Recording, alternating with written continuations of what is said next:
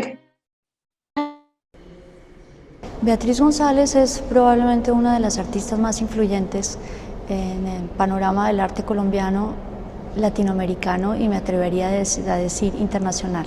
Es una artista que lleva trabajando más de 60 años, es una artista que ha sido fundamental para muchas generaciones de artistas, de pensadores, directores de museos en Colombia. Hemos querido trabajar no solamente desde un punto de vista cronológico, nos interesaba más bien mostrar la obra de Beatriz a partir de una serie de temas, los que podemos ver también la evolución del conflicto colombiano, la evolución de la historia, pero también cómo Beatriz González ha sido siempre una artista que se ha posicionado como un testigo de su tiempo, alguien que está mirando lo que está sucediendo alrededor, no solamente a nivel de la guerra en Colombia, sino también con un gran sentido del humor en una época bastante importante de su trabajo, sentido del humor que no ha desaparecido evidentemente, y también una artista que ha sido muy crítica con relación también a cómo percibimos la historia del arte universal desde un país que pues, llamemos periférico. La figura de Beatriz González, como decía anteriormente, es fundamental también como historiadora, como pensadora, como maestra.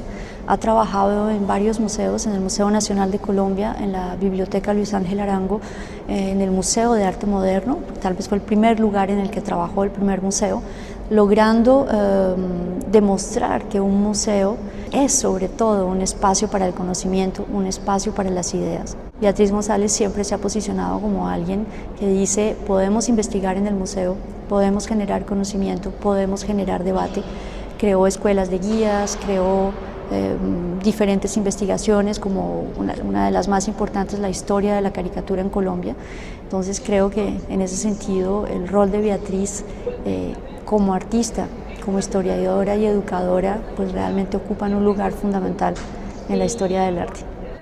Los puntos más importantes dentro de mi carrera en un comienzo es, yo creo que hay una cosa, lo experimental. En ese momento en que yo llego, después de hacer luchar mucho, se me aparece la fotico de los suicidas del Cisga y digo, esto es lo que yo quiero. En ese momento hay un gran corte en mi carrera. Realmente es el primer punto, la primera transformación es mirar reportería gráfica.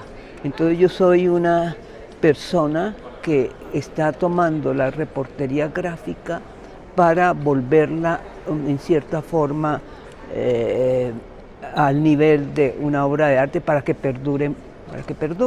El segundo cambio es ya lo que es el periodo experimental.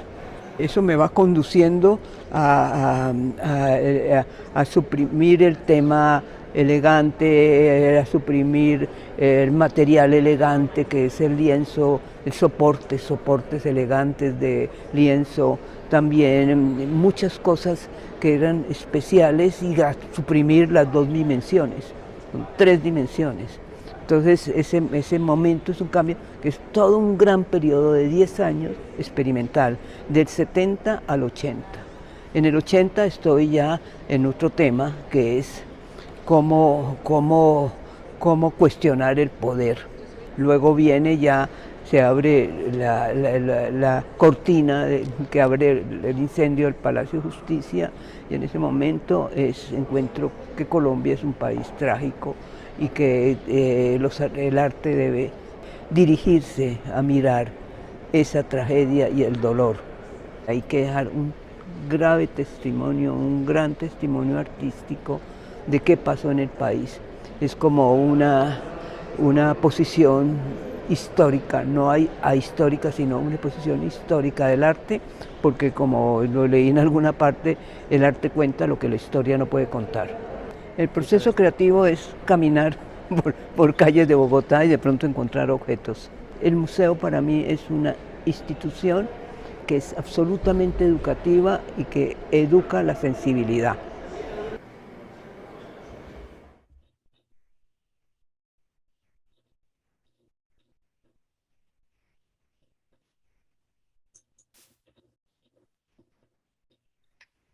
Buenas tardes a todos. Les damos la bienvenida a este séptimo encuentro del ciclo de conversatorios Historias de Mujeres de Bucaramanga. El personaje que nos reúne hoy es Beatriz González Aranda. Nuestro anfitrión, el profesor Armando Martínez, tendrá como contertulios a Beatriz González y a Natalia Gutiérrez Montes. Les ruego a todos los asistentes apagar sus micrófonos y al final de la exposición se le dará la palabra a aquellos que tengan aportes o inquietudes. Sean todos bienvenidos. Muy buenas tardes, Beatriz y Natalia. Estamos en un ciclo que fue ideado por Marina González de Cala sobre mujeres de Bucaramanga. Y esto va a ser una conversación aproximativa a mujeres importantes, interesantes, que efectivamente nacieron en Bucaramanga. Estamos seguros que Beatriz nació en Bucaramanga, porque lo dicen todas las biografías, y creo que están organizando su cumpleaños número 90 en Barichara.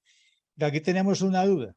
¿Cuál fue la casa de don Valentín González en la cual nació Beatriz? Porque algunos dicen que es la casa de rejas que está en la calle 31 con la carrera 21. Así que la primera pregunta para Beatriz es exactamente cuál fue la casa en la cual ella nació.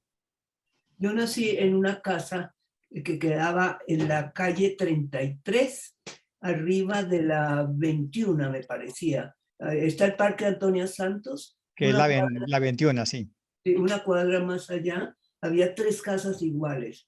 En una vivía Virginia Harker, en otra vivían mis tías Arandas y mi abuelita, y en la siguiente mi papá la alquiló y ahí nací yo, porque Jorge nació como por la 37 o 38, con 18, una cosa así.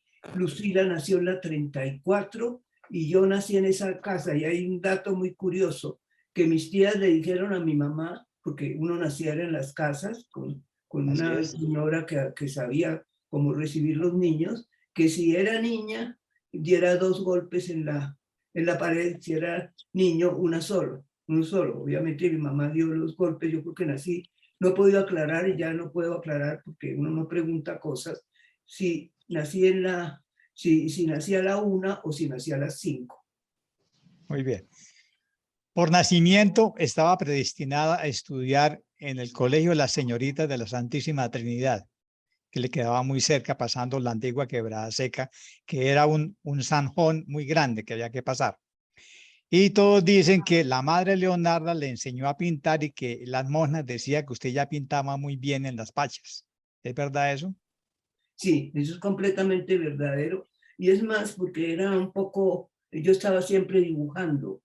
Me pusieron a dibujar las 7 plagas de Egipto y yo dibujé la muerte de los primogénitos porque yo adoraba a mi hermano, ¿no? Me parecía horrible que él se muriera. Y yo dibujaba, esos dibujos ya no existen, pero eran difíciles. Yo me pongo a pensar hoy en día cómo dibujé la muerte de los primogénitos.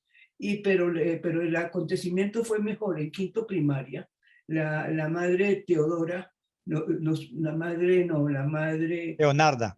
No, Leonarda no. La madre Teopista, que era de Cali, nos trajo una mandarina y nos puso a dibujar la mandarina. Y la puso ahí. Y yo dibujé tranquilamente porque yo no sabía que era distinta, que yo tenía algún talento. Entonces, porque los talentos los tenían mis 2 hermanos, Jorge y Lucila. Entonces, cuando yo dibujé la mandarina, la monja la vio, la madre etiopista la vio y cogió en la mano mi dibujo y lo mostró a la clase toda y decía, un artista, un artista, un artista. Ahí ya estaba ya clasificada. Muy bien. Usted misma ha dicho que sí, ibas a decir algo, Natalia. Sí, no, que sobre eso quería que nos contaras también un poco cómo era esa Bucaramanga en la que tú naciste y cómo influenció tu camino en el arte también. Pero no sé si va en línea lo que iba a preguntar, Armando. No, sí, está bien. ¿Cómo era esa Bucaramanga? Es que pues ahí arriba de la calle del Parque Antonia Santos, era una ciudad muy calmada, era una ciudad muy bien pavimentada, y esas casas que las tumbaron desafortunadamente, una vez fuimos a filmar una película y resulta que habían desaparecido, hicieron un edificio, las 3 casas, eran muy bonitas. Entonces había una cierta culto por como la belleza en las casas. A mí me parece que esas 3 casas valían la pena y yo tengo recuerdos muy antiguos, que es yo sentada en el quicio de la ventana, y mirando hacia adentro de la casa, veía los baldocines que eran como vino tinto y negro, o vino tinto y gris. Yo tengo ese recuerdo que me gusta mucho porque probaba que yo veía los colores desde los 2 o 3 años. De manera que esos acontecimientos fueron muy, muy tempranos porque yo a los 5 años, con mi mamá y mis hermanos, nos fuimos a ver a mi abuelita, que mis tías se la han llevado para Cali, y luego a los 5 años yo estaba viviendo en Bogotá. Y en Bogotá vivimos 4 años porque mi papá lo habían elegido representante ante la Cámara de Representantes por Santander. Entonces vivimos como 4 años en Bogotá.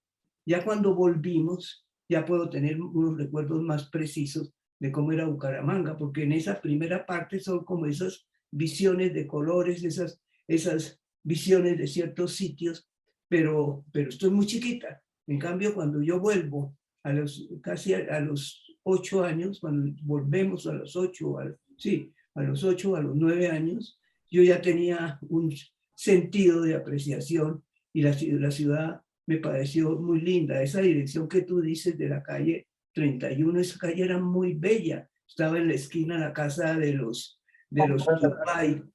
Turbay, y después había unos señores ocañeros, y después la casa que alquiló mi papá para traernos de Bogotá, la había construido Apolinar Pineda, que era un millonario, millonario de esa época, pero de todas maneras era una persona rica y una casa muy bien construida. Entonces recuerdo que tengo una ciudad muy bien pavimentada y una ciudad muy precisa las calles. No eran unas calles torcidas, sino era una retícula muy interesante. Usted misma se daba cuenta que su mamá tenía muy buen gusto por las alfombras que compraba para cubrir los pisos, por la decoración, y parece que usted estaba destinada a ser una señorita inteligente y fina, algo que a usted no le gustó mucho cuando se lo dijeron. Pero cuando estaba en Bogotá tenía unos pantalones y unas faldas sastre y unos buses muy elegantes. Así que usted iba encaminada a ser una mujer inteligente y fina. Pero el mundo comenzó a cambiar a partir del 1 de diciembre del 57, que fue el plebiscito que permitió cambiar la Constitución para que viniera al Frente Nacional. En ese momento usted ya tiene 25 años y es cuando usted decide ir a la universidad en Bogotá. Usted todavía no tenía muy claro qué quería hacer. Quería ser veterinaria, fotógrafa, decoradora, diseñadora gráfica o arquitecta, en la cual estuvo 2 años. Pero finalmente se terminan los Andes entre el 59 y el 62 estudiando Bellas Artes. Y ahí es donde usted en el año 62 conoce a Antonio Roda. Y ahí donde usted dice que tomó la decisión de ser artista cuando él le enseñó a dibujar y a pintar. Y también conoce, por supuesto, la influencia de Marta Traba, que tanto impacto tuvo en su generación. Pero aquí hay unas señoras que preguntan, ¿la Acapulco usted toda la vida llevó? ¿Fue una imitación de Marta Traba o usted la tenía desde los tiempos juveniles? ¿Acapulco? La Capul. La Capul. No, yo la tenía siempre y el pelo largo y Capul en el colegio.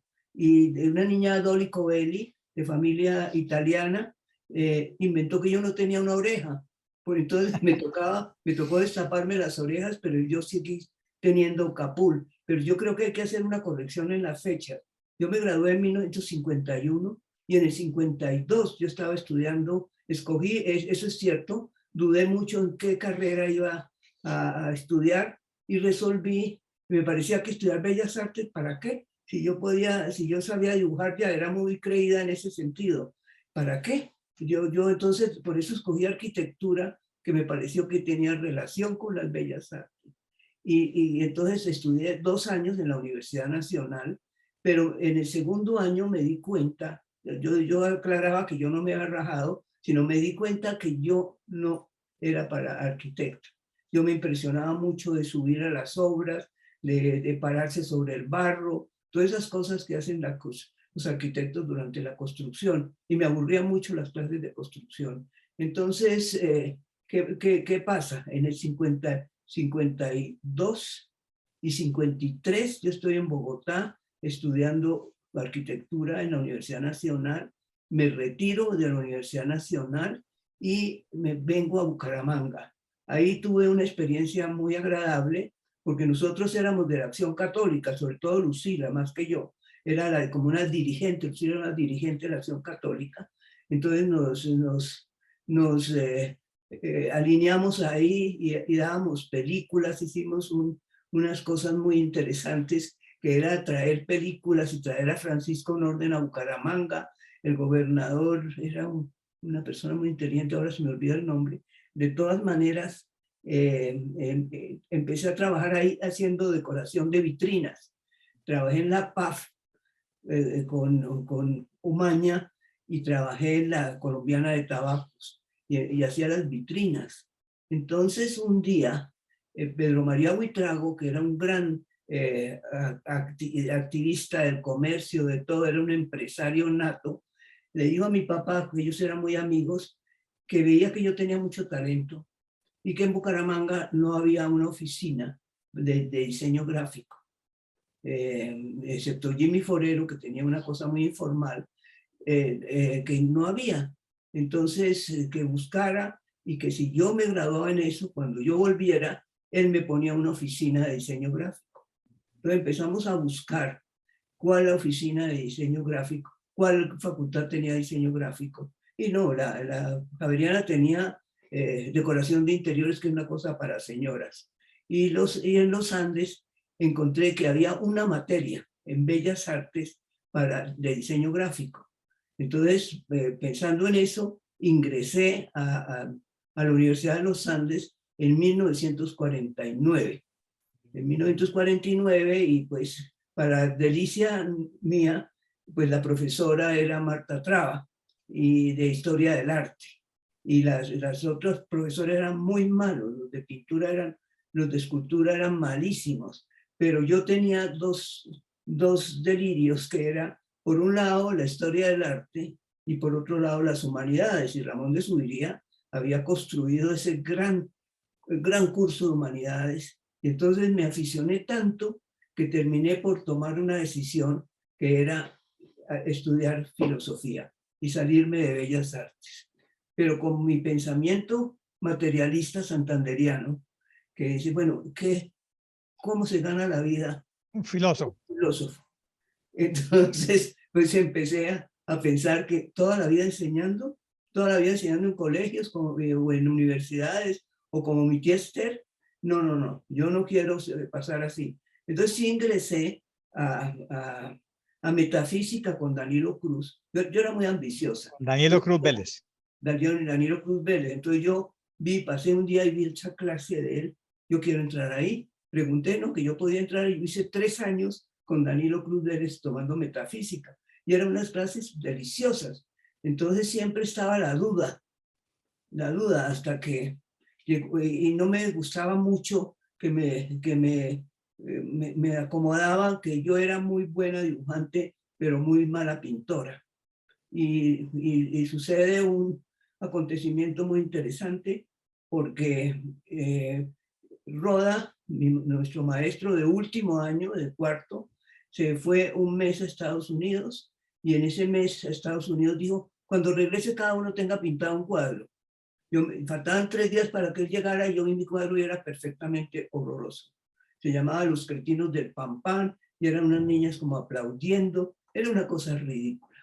Entonces estaba muy asustada, estaba sola en el salón, y entonces tomé un lienzo, y de pronto vi que Roda nos había regalado un afiche de la rendición de Breda de Velázquez, pero no estaba el cuadro completo, sino era un detalle en el cual estaban los sombreros de los soldados españoles, y también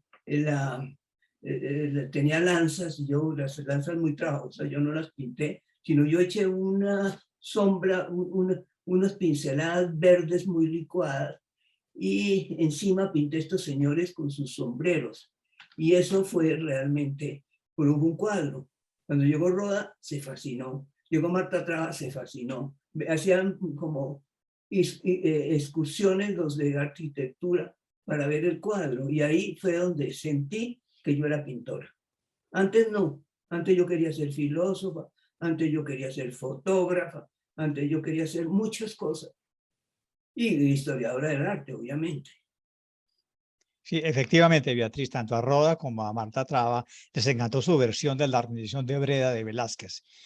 Y luego, pues usted ya ahí toma la decisión de ser pintora y vuelve a Bucaramanga. En Bucaramanga también pinta unas lanzas de Velázquez y luego tiene su encuentro con el cuadro La Encajera de Jean Vermeer, que había visto en el Louvre, que es una nueva fuente. Entonces usted ya comienza a darse cuenta de una cosa, es que usted para pintar necesita una fuente que usted recoge y transforma totalmente.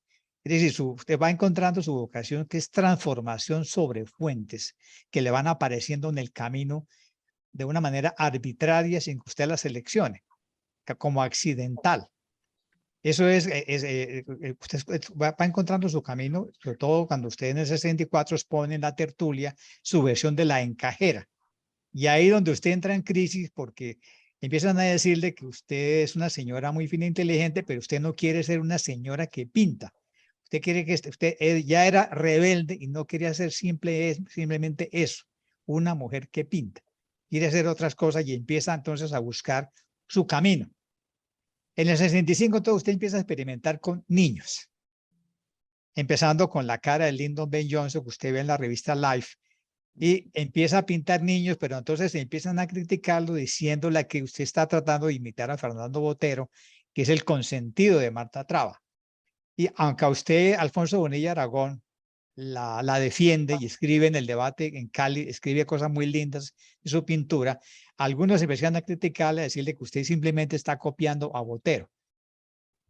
Ahí es cuando usted va a Holanda, a hacer un año en Holanda, en un museo, y entonces es cuando al regresar, Enrique Uliase le tiene la colección de fotografías de muertos y de cosas, pero usted se le aparece la Epifanía, que es el periódico El Tiempo de 1966, donde viene chiquitica la foto de los suicidas del CISGA. Una foto muy pequeña y borrosa, porque la que había aparecido más bonita era la que es del Espectador, pero usted la lee en El Tiempo, que por ahorrar tinta era muy difuminada.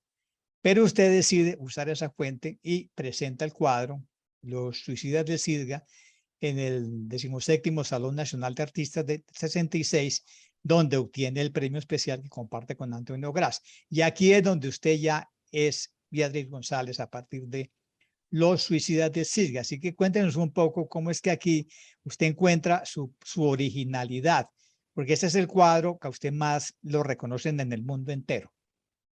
Hay que hacer una corrección ahí también de fechas, porque cuando yo termino mi carrera en 1962 y me gradúo en diciembre de 1962, me encontré con el director de Bellas Artes, era el decano de arquitectura, y me dijo: Beatriz, la necesitamos aquí en la universidad, porque yo era muy buena alumna de humanidades. Entonces, la necesitamos aquí en la universidad.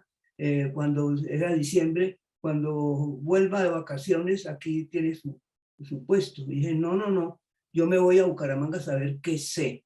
Y esa frase mía, yo me felicito de haber tomado esa decisión.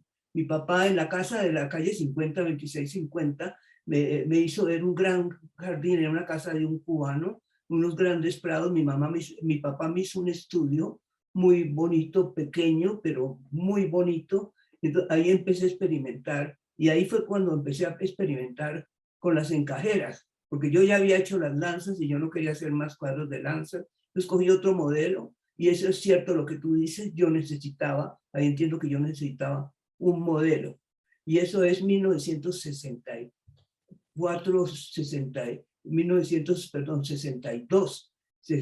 63, fue un año de experimentación, y me llegó una carta del Museo de Arte Moderno de Marta Traba, en que decía que habían decidido escoger un artista joven para que lo promocionara el Museo de Arte Moderno, que Marta lo acababa de refundar, y entonces, y que me han escogido a mí. Yo tuve un susto espantoso porque ¿qué voy a pintar? Entonces pinté una serie de cuadros de variaciones de la encajera.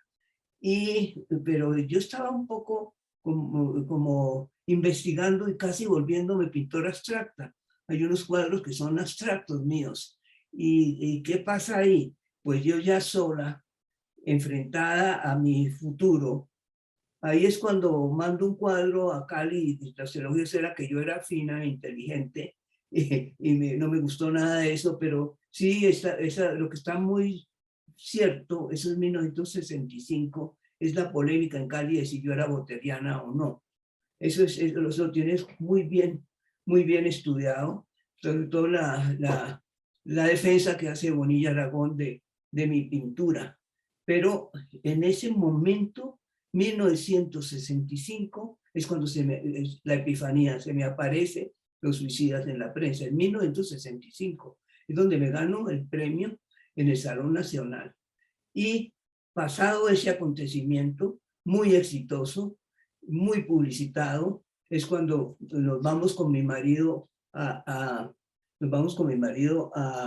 Holanda, porque él se ganó una beca y en el Bouwcentrum, y entonces logro entrar a la Escuela de Bellas Artes.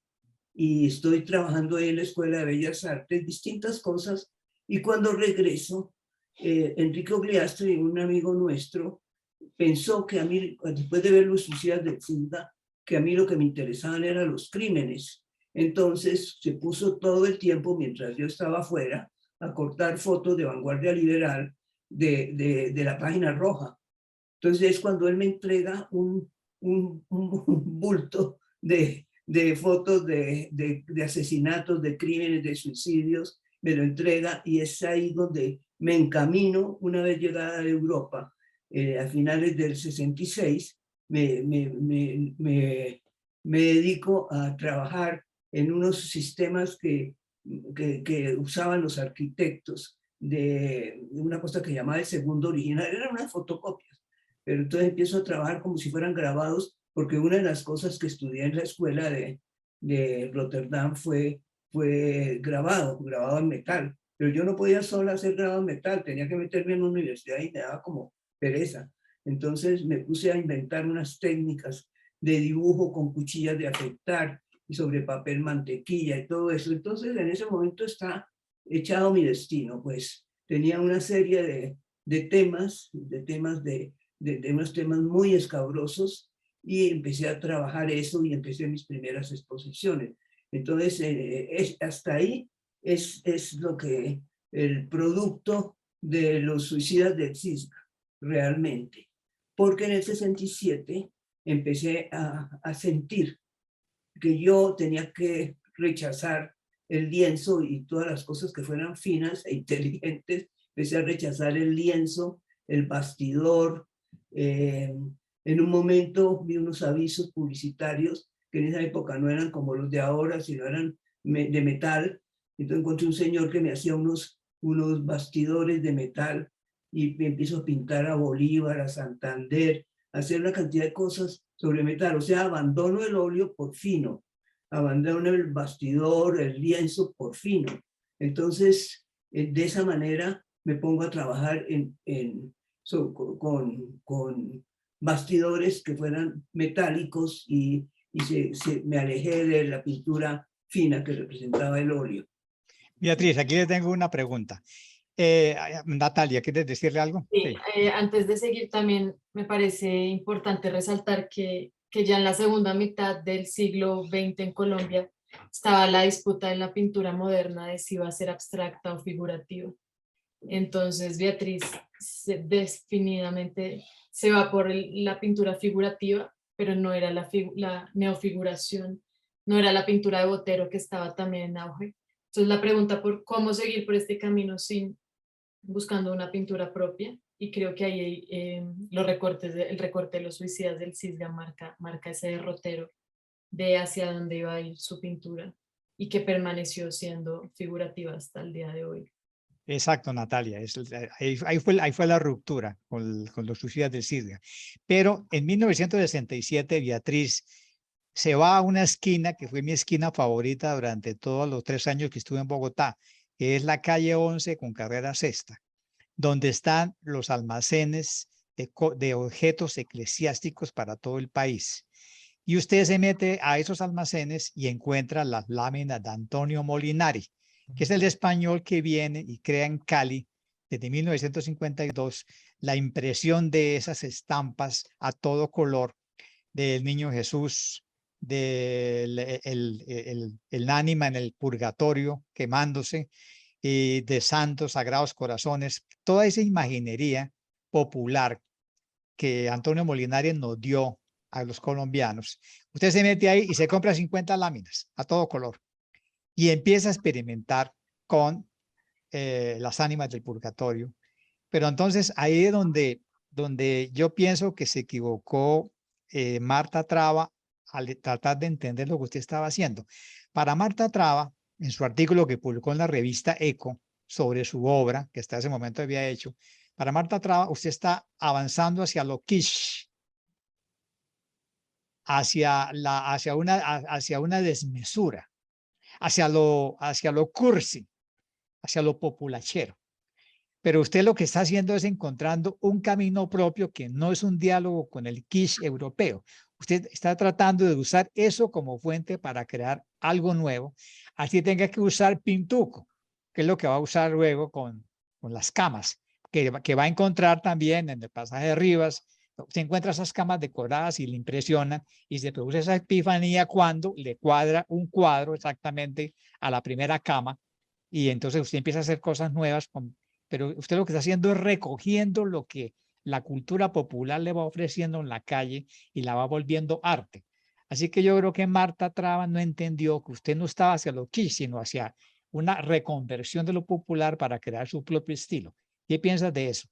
Eso es cierto, en eso estás completamente claro. Lo que sucede es que yo seguía dos caminos, unos caminos paralelos. Por un lado, voy abandonando todo lo que fuera fino, y eso es las que eran pinturas, o sea, pinturas al óleo, me vuelvo a pinturas en metal, bastidores de lienzo, todo eso. Entonces hay un abandono en la pintura, por un lado. Y al regreso de Europa en el mismo 66 están los dibujos. Entonces en ese momento, que son de crímenes, entonces en ese momento tengo dos caminos. Pinto esas figuras que Marta llama kitsch, pero Marta no alcanzó a reconocer a Molinari. Y Molinari se encajaba muy bien en el gusto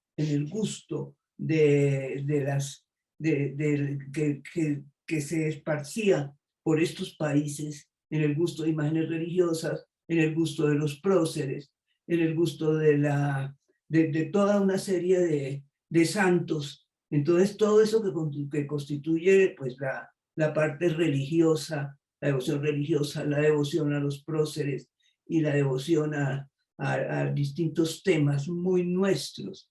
Entonces lo que yo no estaba siguiendo el kitsch, sino yo estaba siguiendo un camino que me estaba inventando basado en esa mirada a esas cosas que sostenían el gusto de todos de nuestros países. Así es. Hay una cosa muy interesante en su vida, es el momento que usted llega con la cama metálica decorada que simula ser madera a su apartamento y usted pone las camas y junto estaba un cuadro que usted había pintado en lámina y milagrosamente ensamblaba el cuadro con el cabecero y el trasero de la cama y usted inventa las camas Beatriz González, que son lo que más la caracteriza en el museo, por ejemplo, que tiene el Banco de la República. Pero además usted pasa de Molinari a la imaginería patriótica, es decir, empieza a involucrar a Bolívar, a Santander, a Antonia Santos Plata, empieza a hacer lo mismo con las imágenes patrióticas y eso lentamente la va llevando a cosas sorprendentes como Jesús en el Huerto de los Olivos, es una imagen eclesiástica, y usted empieza a hacer algo hasta que finalmente entronca con el administrador de un parqueadero que es un latonero que usa pintuco. Y ahí es donde usted abandona para siempre eso de ser una niña fina e inteligente y se vuelve casi una pintora popular de camas de los mártires, camas del pasaje de Rivas. Y otra cosa totalmente nueva, ahí usted ya encontró su camino y luego empieza con las mesas de noche, los nocheros también pintados, y empieza a aparecer un arte novedoso en el país, que obviamente Marta no alcanzó a conocer porque hubiera cambiado sus ideas respecto de que ese no era el camino quiche colombiano. Yo creo que Marta sí lo alcanzó a conocer porque escribió un libro que se llama Los muebles de Beatriz González. Pero Sí. lo que mencionas ahí me gusta mucho porque es como una segunda epifanía. Cuando la escena fue la siguiente, fui a acompañar a mi marido a comprar un poco de bultos de cemento en Los Mártires, había unas tiendas para constructores. Entonces la señora que vendía el cemento, los bultos de cemento, tenía afuera colocada una cama de metal que imitaba la madera. Y vimos eso, nos miramos, dijimos, ¿la compramos? Y bueno, con muchas dudas la compramos, la echamos al carro y cuando llegamos al ascensor nos daba, era como vergüenza que la gente pensara que estos jóvenes, este joven matrimonio tiene unos muebles muy raros. Y llegué a la sala y ese día en esos días yo había terminado el cuadro del Señor de Monserrate. Pero de verdad, esos son los milagros que suceden en el arte, las epifanías, ¿no? Yo tenía el cuadro recostado en la pared y recosté el cabecero de la cama y puse el piecero como para armar una cama de verdad grande. Y entonces cuando yo miro el cuadro del Señor de Monserrate, tenía el mismo ancho que la cama. O sea, la cama tenía 1,20 y el cuadro tenía 1,20. Entonces, como un milagro, yo recuesto el espaldar y coloco la cama y acababa de inventar los muebles de Beatriz González. Eso es totalmente cierto, pero son dos epifanías, la de los Isías del Cisna y la de los muebles. Y de ahí en adelante, la locura de los muebles. Es que eso sí era absolutamente original. A nadie se le ha ocurrido hacer muebles. Claro. Fue cambiando, como tú dices, a los muebles, a los nocheros que ya no se usaban. Y yo iba a los anticuarios, eso no valía nada, esos muebles. Eran muebles muy populares, son de Pasaje Rivas y de Barrio Las Cruces, eso era muy popular, igual que los nocheros metálicos. Sí, sí. Pero para ella aparece un objeto metálico que yo creo que a Natalia le encanta mucho, que es el banquito negro de tapa redonda y patas triples que se llama Rafael Puyana in situ. ¿De dónde le vino la idea de hacer ese homenaje a nuestro clavecinelista santanderiano Rafael Puyana? ¿De dónde salió esa idea? Santanderiano y pariente mío, tenemos el mismo bisabuelo, Simón Mantilla de Piedecuesta. Y él fue el que descubrió nuestro parentesco. Entonces, pues, él quería mucho a Lucila y todo eso, y entonces tenía yo ganas de hacerle algo que no fuera de los nocheros cursis, sino hacerle algo más serio a él. Y conseguí en un anticuario un banquito de madera, un banquito de madera para un pianista. Pero entonces le mandé a hacer donde el señor que me hacía cosas de metal, algo que se metiera en el banco y que fuera metal. Y entonces ahí pinté el perfil de Rafael, Rafico como le decíamos, y ahí quedó negro y el de perfil. Pero lo que es más triste es que nadie sabe dónde está esa obra. Nadie sabe quién la tiene ni nada, está completamente perdida. Esa pregunta se la tiene Natalia, porque tenemos las fotos de ese banquito y nadie sabe dónde está, en qué museo, porque es una pieza muy bonita. Hay muchas obras de los muebles que, bueno, unas que no se sabe dónde están, pero también otras que fueron desensambladas porque a las personas les parecían tan escandalosos los muebles y tan bonitas las pinturas que decidían simplemente quitar el mueble y colgar la pintura. Entonces hoy en día es el ejercicio de volver y recomponer algunas piezas que perdieron su mueble. Precisamente eso habla de novedoso y un poco escandaloso que fueron estos muebles y las personas y la reacción que tuvo el público que decía, ¿qué le pasó? ¿No? ¿Qué le pasó a Beatriz González si era tan buena pintora? Que era Porque tan buena muchacha que era. sí, tan buena, tan juiciosa, tan buena muchacha. Y salió haciendo estas pinturas más de un gusto, de colores fuertes y de una línea más popular. Bueno, bueno, no vamos a examinar todos los temas porque pues hemos hablado la parte artística de Beatriz, pero hemos hablado de su trabajo tan importante como investigadora histórica, como curadora de arte, su trabajo en el Museo Nacional, su historia de la caricatura en Colombia, o sea, toda esa faceta tan interesante de investigación, porque es una gran investigadora. Pero hay unas cosas que sí me gustaría aclarar, que es el caso de los columbarios. Tori Salcedo imaginó que los artistas intervendrían los columbarios que quedaron cada 2 años, pero no tuvo ningún éxito. Luego Antanos Moco le puso ese letrero La vida es sagraria. Y ahí viene otra epifanía de Beatriz en una noche de luna, cuando viene en un taxi del aeropuerto El Dorado a su casa y los ve bajo la luna y imaginó que bajo la luna estaban las auras de las personas que estuvieran enterradas en los columbarios. Lo que le inspiró las lápidas, que son esas siluetas negras de 8 modelos, de lo que en Santander llamamos los guandos. 8.956 guandos cubren las 4 cosas que quedaron. Y para Beatriz es un monumento para el duelo. Eso ha creado mucha polémica hacia el futuro. Es decir, eso se va a quedar ahí por los siglos de los siglos, como el monumento de Beatriz González. Eso va a ser demolido.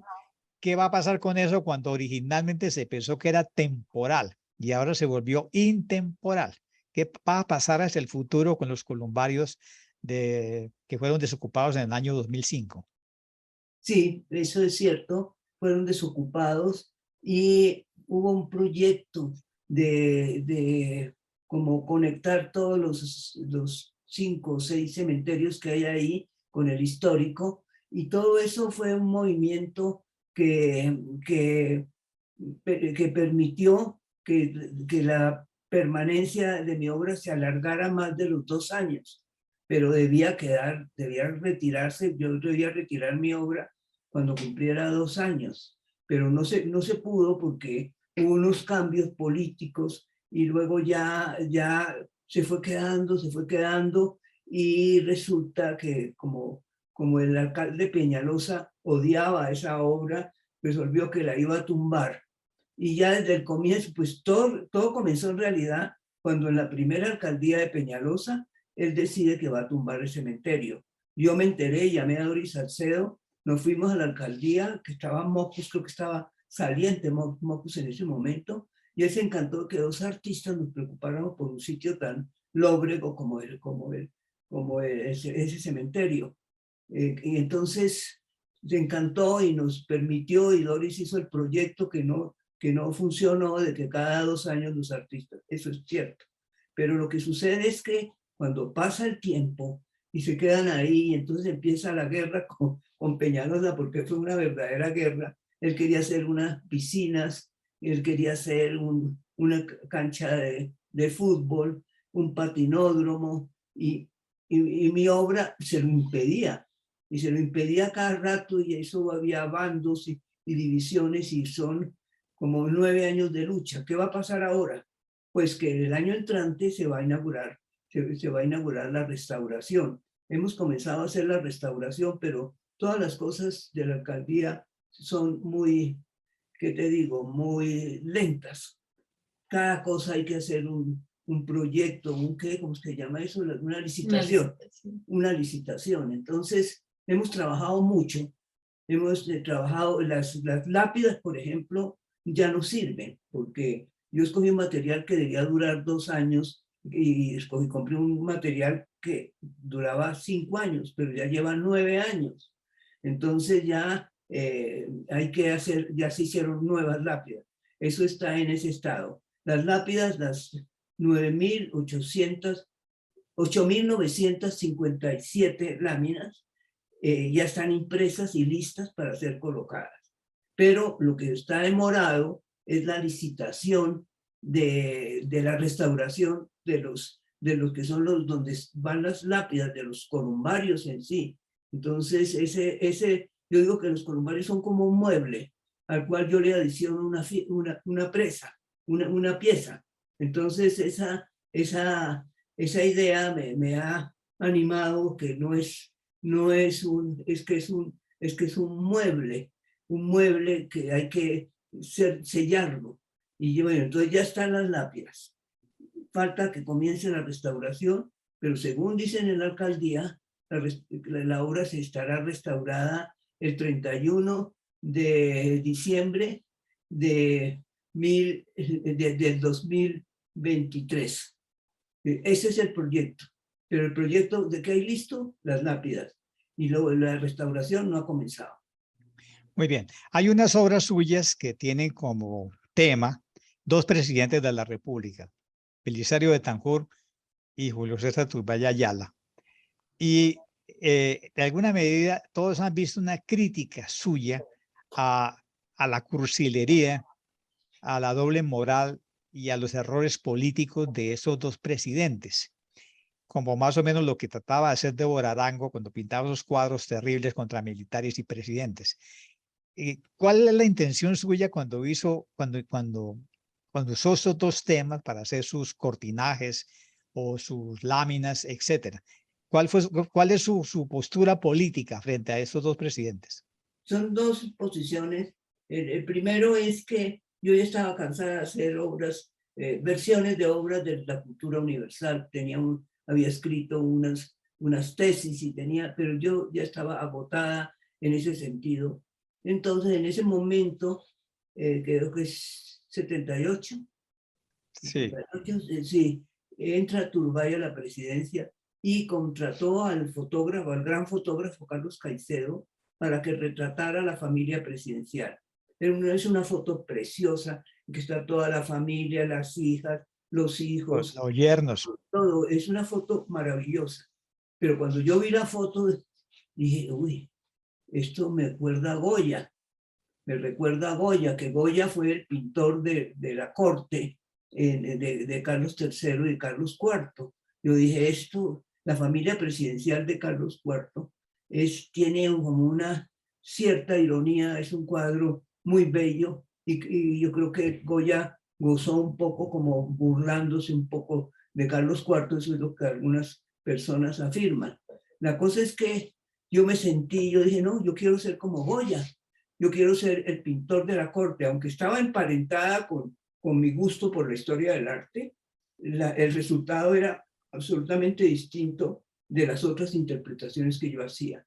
Porque acá, al dibujar la familia presidencial que está en Bucaramanga, en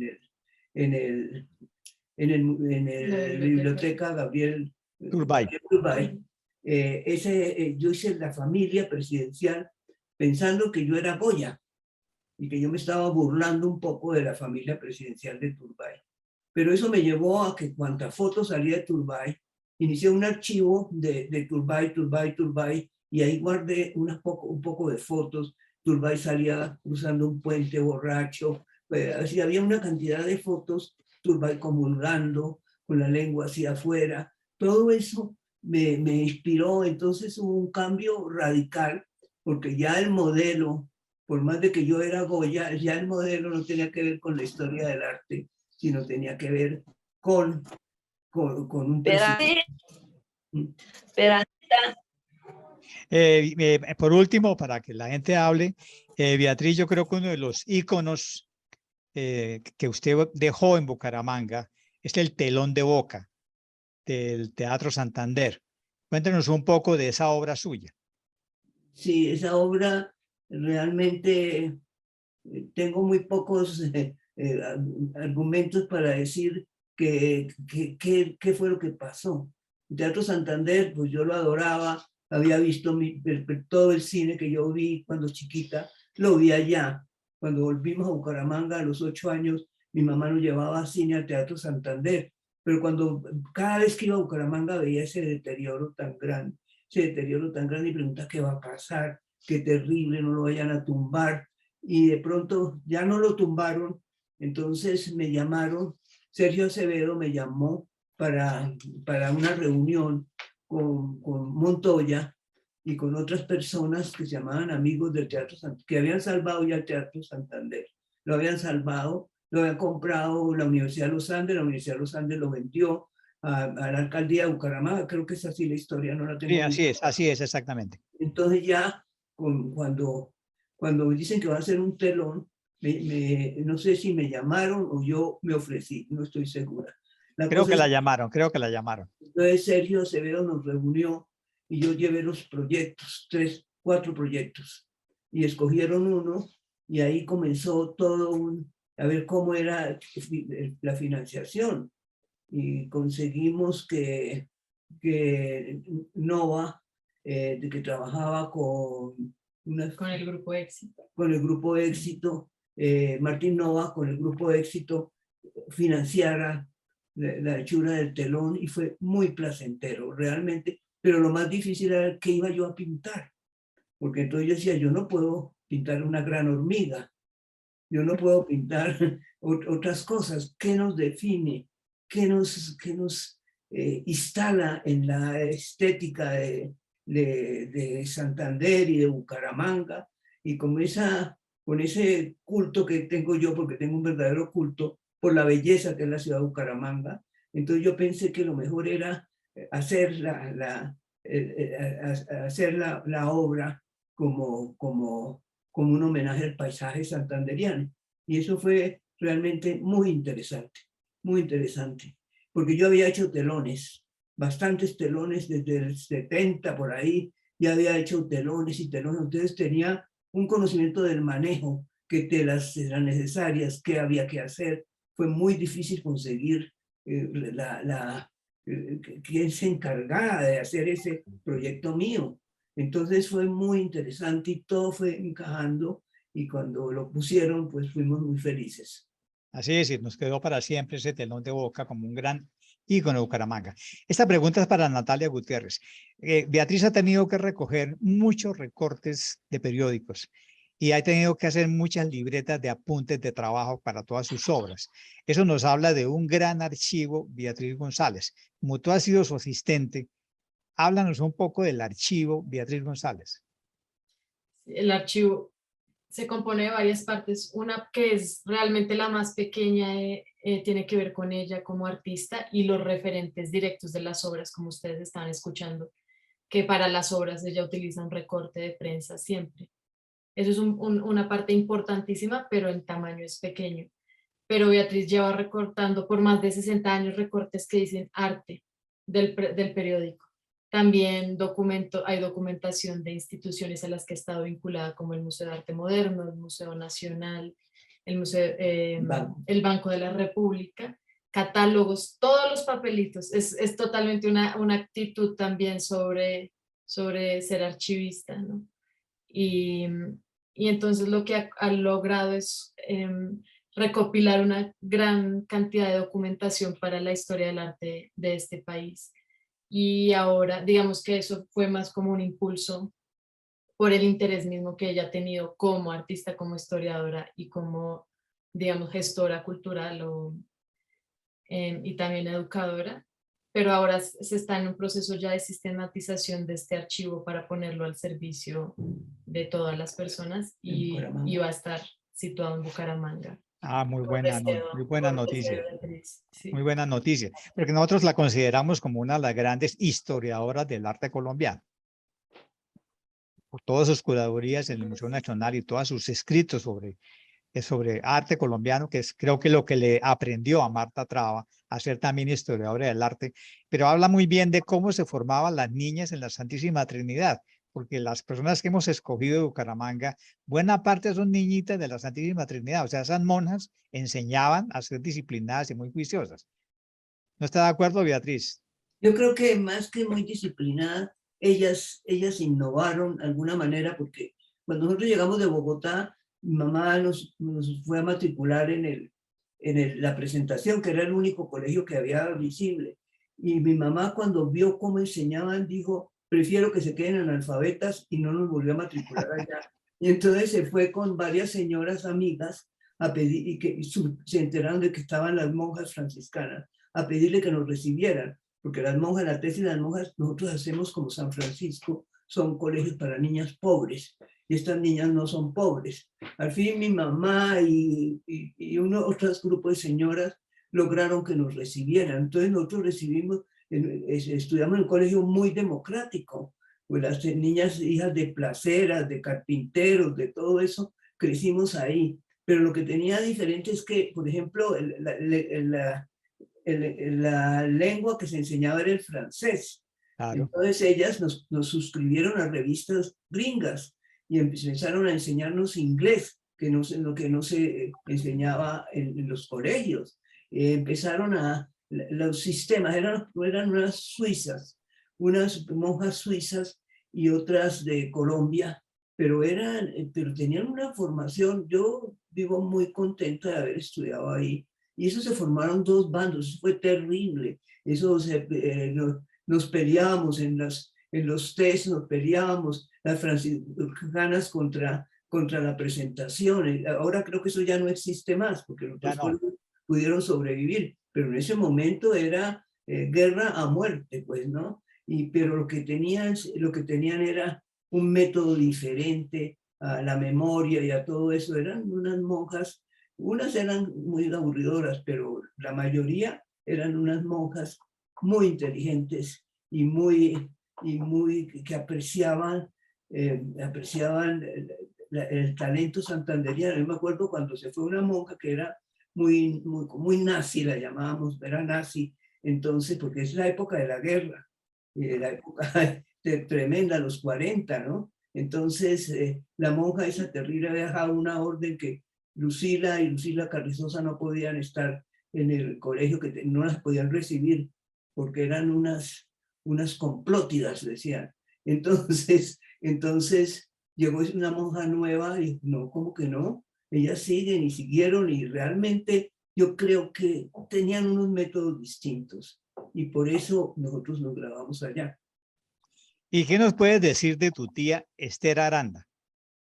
Mi tía, hemos estado haciendo una investigación sobre ella, porque cómo surgió, cuándo conoció a Agustín Nieto Caballero y cómo llegó ella a formar parte del gobierno de la Revolución en Marcha de López Pumarejo, porque es que eso fue, ella se graduó en San Gil, en la Normal de San Gil, porque ella quería estudiar en Bogotá. Vinieron con mi abuelo aquí a Bogotá y los amigos le dijeron, no, aquí no hay mujeres que estudian en ninguna parte, ni en la Universidad Nacional, ni en nada.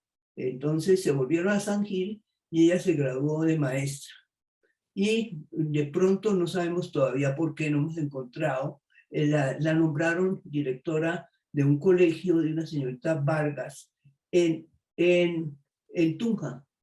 Allá se llevó a mis tías, se llevó a mi mamá y empezó a trabajar allá. Yo creo que allá conoció a Agustín Nieto y se dio cuenta de la inteligencia de Esther y se la llevó para que fundara una escuela para niñas indígenas y de raza negra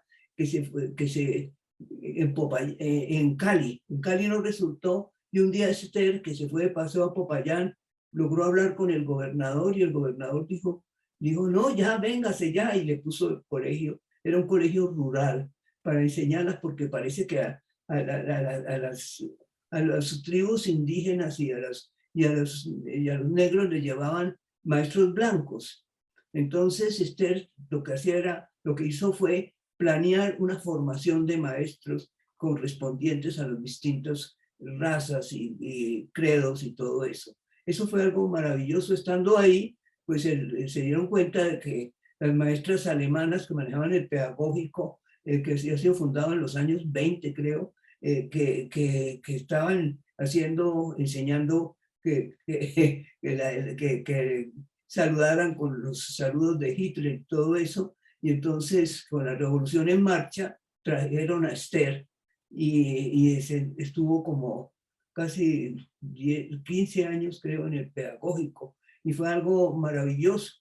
Pero pues como era esa guerra de liberales y conservadores, en el 51 volvieron y trajeron a las alemanas y Esther quedó por fuera y fundó un colegio. Era una educadora nata, ¿no? era una persona con unas novedades de la manera de enseñar y en su mandato hubo grandes escándalos. Creo que Tirado Mejía tiene uno que no la menciona ella, que es que Esther decidió y trajo un gran médico para que les diera fisiología a las niñas, era un colegio de mujeres, que les diera fisiología. Eso fue el escándalo que fue hasta la Santa Sede, y a Esther la salvó Darío Chandía, que era el ministro encargado de educación en ese momento.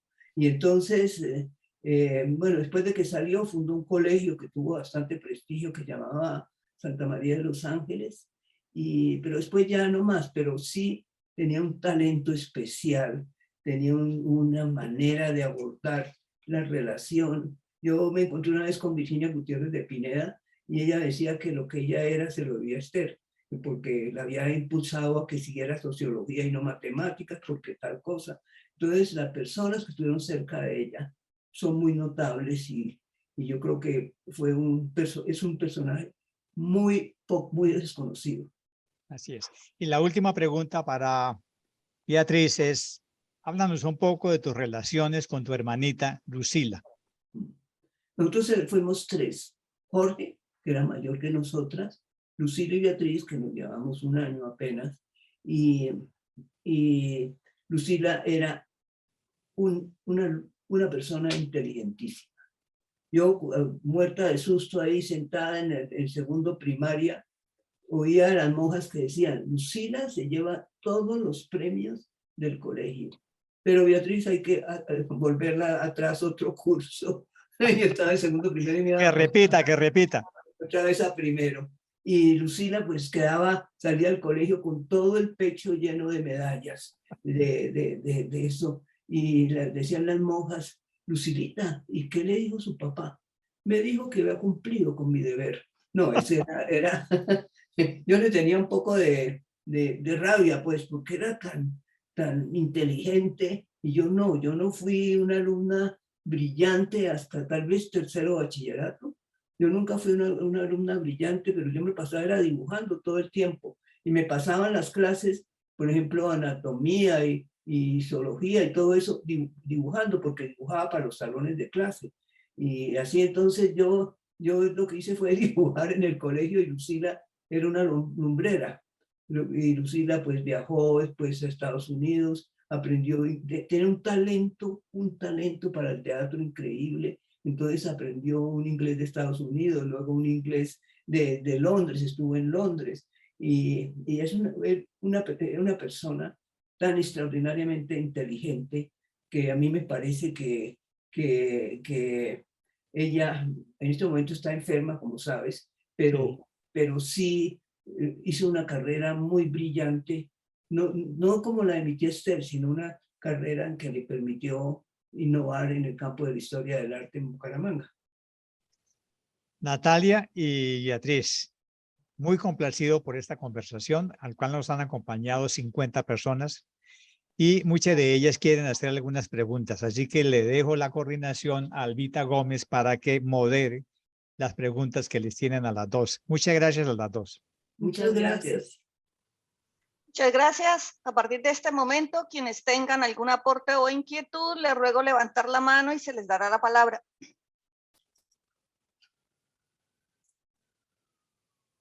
No logro ver.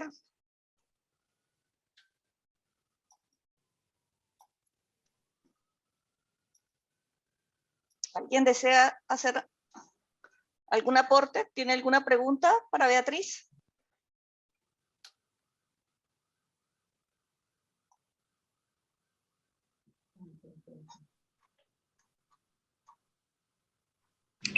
Manuel, ¿tienes la palabra? Yo, Beatriz, ¿Cómo está?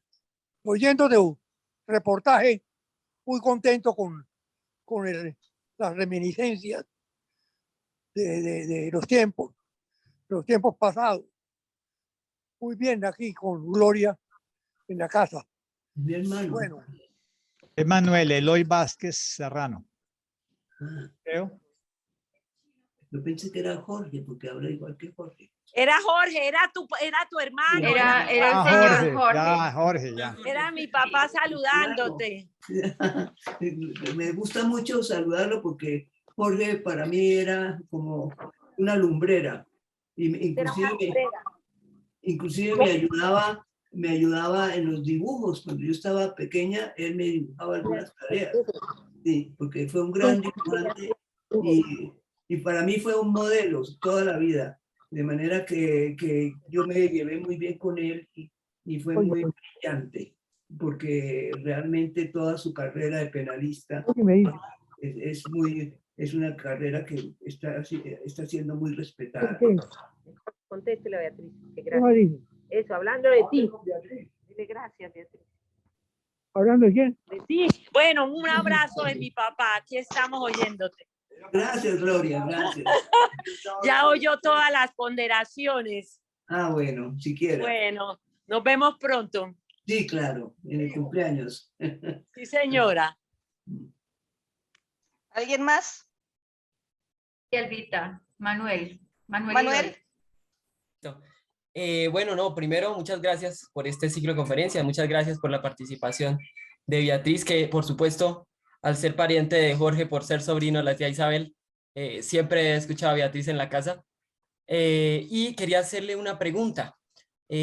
Además, pues de todas las mujeres que ya nos has mencionado y que hemos tratado como el perfil de la mujer santanderiana en este ciclo de conferencias tan interesantes, quisiera preguntarte, ¿qué mujeres, además de las que ya mencionaste de tu casa y de tu familia, marcaron, digamos, como una huella imborrable en tu manera de ser y en tu manera de expresarte, que fueran de aquí de Bucaramanga? Pues yo creo que mi mamá, porque mi mamá fue una mujer muy inteligente, también se graduó de maestra como mi tía Esther, pero era una persona muy especial, por varias razones, porque era muy crítica. Ella no era cualquier persona que aceptara todo. Mi mamá era una persona muy crítica y con mucho sentido del humor. Todavía nos juntamos con Jorge y con mis sobrinos a recordar todas las salidas que tenía inteligentes. Mi mamá era una persona crítica, era una persona muy inteligente y muy culta, leía mucho. Ella recitaba a veces pedazos de La María, del Quijote, cosas así que había leído, parece que había leído muchísimo. Entonces, todas sus relaciones eran con obras literarias, de manera que era una persona de una inteligencia extraordinaria. Muchas gracias. ¿Alguien más?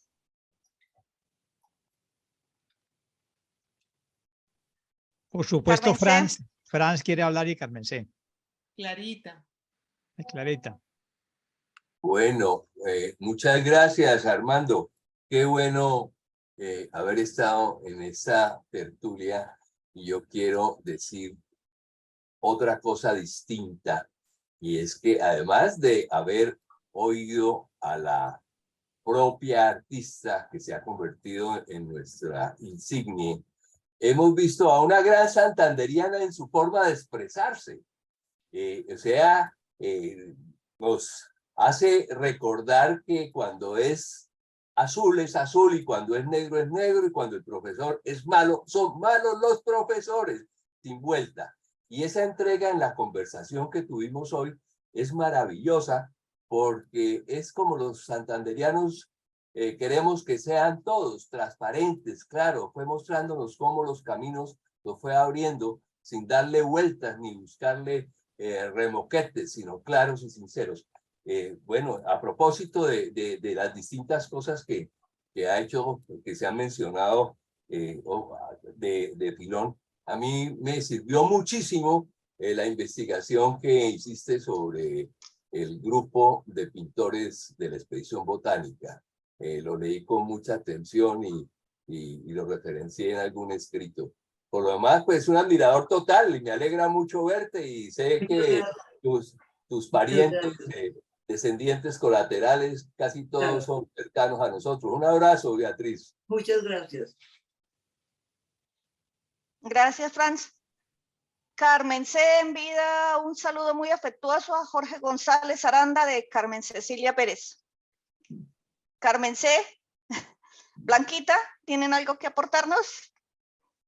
Yo vi a Clarita Galvis levantando la mano. Clarita. El micrófono, Clarita, el micrófono. Tal vez Hola, Beatriz, ¿cómo estás? Me alegro mucho de verte aquí. Ojalá vinieras más veces y nos hablaras más. Cada charla tuya es una lección, una clase magistral, increíble. Y eso es lo que necesitamos. Yo veo que es una persona con mucho amor por su tierra, por su gente. Quiere que todos salgan adelante sin distingo, ¿sí? Que se muestren, que tengan un futuro promisorio. Hasta ahí, todo bien. Pero hay un momento en que a ti te da como un revolcón y dices, no, pero esto no está haciendo lo rápido que yo quisiera. Y eso se refleja en tu arte. Ahí es cuando volteas que dices, entonces empecé a usar otros materiales, otras cosas, ¿sí? ¿Qué momento exactamente es ese? Pues yo creo que los artistas tenemos lo que ya se llama ahora epifanías. Entonces esos momentos son momentos en el que llega la autocrítica. Y tienes razón en decir que es ser santanderiano, porque realmente a mí, mi papá Valentín González, era una persona muy bondadosa, pero muy crítica. Entonces yo aprendí a ser crítica y yo me hice crítica de mí misma. Y por eso esos cambios que tú anotas, Clarita, esos cambios que tú anotas se producen por la autocrítica. Porque así me enseñó mi papá a hacer autocrítica, de manera que esa manera de realmente pensar que todo está bien y todo no está bien. Entonces, toda mi relación también con Colombia, con la situación del país, y realmente yo me vivo muy orgullosa de ser santanderiana y de tener esa formación en una posición respecto a la ética y respecto a todo lo que puedas uno anotar como santanderiano lo debe hacer. Gracias, Clarita. No, gracias a ti que nos llevas al estrellato, a Santander, al estrellato mundial, cada vez que haces esas exposiciones que son increíbles y que todo el mundo que esté por allá nos tiene que llamar y contarnos, y no, imagínense, eso era del otro mundo, ¿sí? Eso no se da todos los días en todas partes. Gracias a ti. Gracias. Gracias. Muchas gracias. ¿Alguien más? Carmen C. Carmen C. Pues agradecer a Armando y a Elena por esta fantasía de reunión, y pues a Beatriz González Aranda todo el respeto, todo el honor y toda la complacencia por todo su saber. Yo he podido estar en 2 ocasiones distintas en exposiciones de Beatriz. La última fue tal vez en el año 19 en la casa museo de la calle 70 abajo de la carrera 7ª, en la vecindad abajo de la casa del doctor Lleras. Y por supuesto encontrar en esa artista maravillosa de Beatriz González, como ella de pronto del azar y de la misma vida, cómo llega a plasmar historia de la realidad a veces tan dolorosa de nuestra patria, y también intrínsecamente todo lo que es el triste subdesarrollo también de nosotros, y cómo de todas maneras, pues sí, no solamente la historia, sino en el fondo también problemáticas sociales del país. Y pues yo soy una admiradora perenne de Beatriz González desde mucho tiempo, Y siempre he martillado y he dicho en el Colegio de la Santísima Trinidad que Beatriz González y otra exalumna más que es Olga Barreto, que creo que son las dos exalumnas estrellas que ha tenido el Colegio Santísima Trinidad a lo largo de toda su historia. Y le quería preguntar una cosa a Beatriz, porque yo pensé, Beatriz, que de alguna manera, de algún momento de la historia de la vida en el Colegio de las Franciscanas, tú habías alcanzado a ser alumna de la Madre Leonarda. Y pues nada, eso era. No, yo no estudié con ella, no me acuerdo de ese nombre. Yo me acuerdo de Teopista, de Teodora, de la Madre Erasma, son más o menos los que me acuerdo, pero realmente no me tocó. Tal vez fue fue después, un poco después, ¿no? Yo me gradué Era la madre de pintura, que daba pintura, que era suiza. No, a mí era la madre, la que me descubre, la madre Teopista, realmente. Un abrazo muy grande a Beatriz y a Jorge. Sí, muy amable. Jorge González Aranda nos dice, agradezco el rescate de mi nombre del olvido. Estoy viviendo esos hechos del pasado como si fueran presentes. Mil gracias. Ay, qué lindo. Y también pues todo lo que sembró él pues, con personajes como Jorge Alberto, que es un lector imparable pues, y que le enseña a uno muchas cosas, que es un maestro por antonomasia. De manera que toda esa familia que Jorge formó realmente se debe a ese talento que tiene Jorge y que ha tenido durante toda su vida. Y también sirvió en la política, el Partido Liberal, con gran... Sí. Ese sí, el Partido Liberal, yo sigo siendo liberal a pesar de lo que digan, yo sigo siendo liberal. Ahí somos liberal varios. santanderiana. Sí. Me extrañó que quitaron de Vanguardia el nombre de Vanguardia Liberal, no he entendido todavía, porque yo me siento muy liberal a la manera de Santander. Sí, sí, señora. Ahí estamos. Muchas gracias. Yo le pregunto a Beatriz, ese rechazo al lienzo y al bastidor que hizo en 1966, ese rechazo porfino y el uso de objetos para sus pinturas, ¿le representó algún nuevo reto en el manejo precisamente de estas nuevas pinturas en esos objetos? Pues sí, había un reto de todas maneras, porque era yo me introduje en un tema muy difícil, que era el tema del gusto. ¿Por qué la gente coloca unas cosas en su casa y no otras? ¿Por qué la gente le gusta ciertos colores y no otros, no? Entonces me puse a trabajar eso, pero era como una cosa que tenía que ver con la pintura que estaba desarrollando en ese momento.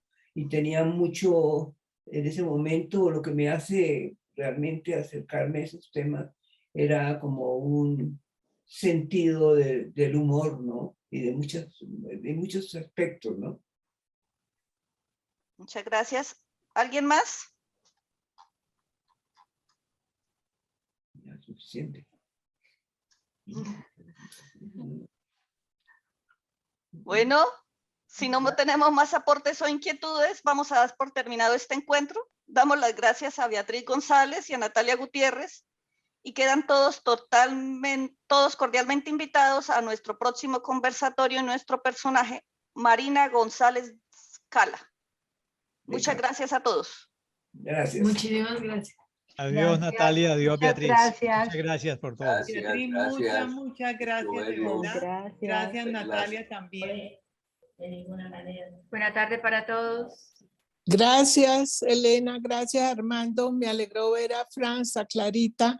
Y en esas casas de la carrera 21, la carrera 23 de que ella hablaba, ahí vivían unas niñas después que eran las Uzcategui, González Uzcategui, que también estudiaban en el colegio de las franciscanas.